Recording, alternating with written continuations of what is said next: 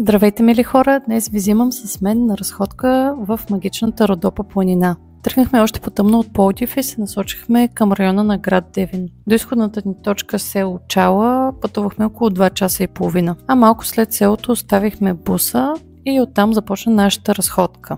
Крайната ни цел за деня беше връх Виденица. Въпреки че беше средата на октомври, температурите сутринта бяха доста ниски, аз се бях подготвила с шапка и въпреки това ми беше малко студено в началото. Маршрутът е доста лек и приятен и е подходящ за хора с по-малко опит в планината. Няма стръмни участъци, освен съвсем малко в края. Върви се по широк път, има маркировка и табели и трудно бихте се объркали. И като казах маркировки, важно е да знаете, че ако видите такъв тип маркировка с черно и бяло, тя не е туристическа, а обозначава границите на горско-стопански участъци. Много често ме питате с кой ходя на планина. Преди да имам деца, ходих с моя съпруг, майка ми и приятели. Никога не съм била фен на организирани преходи с много хора, с които трябва постоянно да се съобразявам. Аз си проучвах маршрутите и организирах всичко. След децата обаче нямаш как това да продължи, защото някой трябваше да ги гледа. Особено когато бяха малки, задължително трябваше да има 2 човека, които да се грижат за тях. Това бяха моят съпруг и моята майка. Всичките ми приятели, които ходят на планина, са от София, а аз не съм въобще добър шофьор, трябваше да намеря някаква алтернатива, защото имах нуждата и все още имам нужда да съм близо до природата и да ходя на планина. И така започнах да ходя с Серго и Клуб Вертикал. Противно на това, което си представях, хората, с които ходя, са винаги много приятни, а с Серго е винаги много забавно.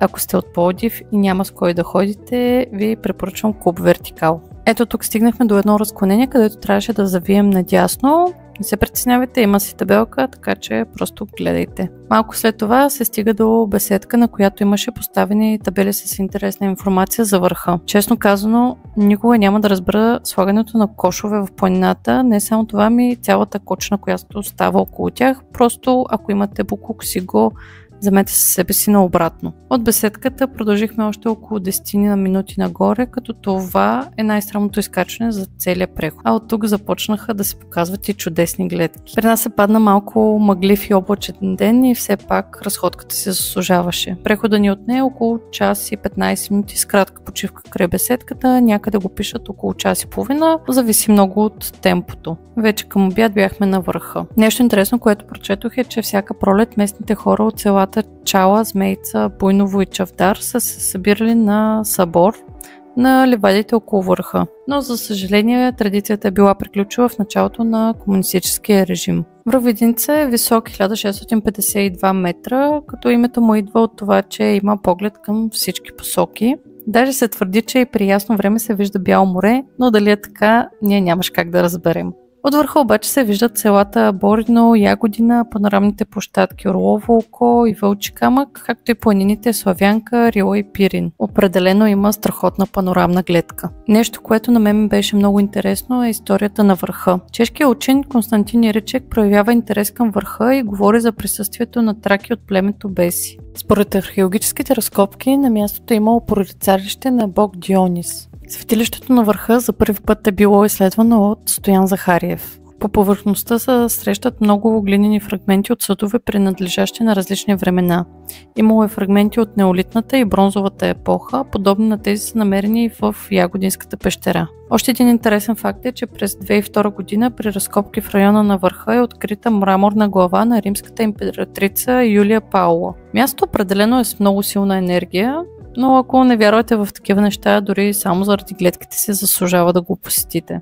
След като сте готови за тръгване, имате 2 варианта. Да се върнете по абсолютно същия път или ако искате да се отбиете до така наречения лековитият камък. Ние тръгнахме към него, като се минават точно под върха. Ще видите една пътека. Малко е стръмно и хлъзгаво, така че бъдете внимателни. Ще ви отнеме някъде около 5 минути да стигнете до него. Не успях да намеря легендата, но се смята, че ако минете под него, ще сте здрави и пречистени и леко накалени. А тук ви оставям малко клипче да видите как ние минахме. Признавам си, не е толкова лесно колкото изглежда и малко се позатрудних с преминаването.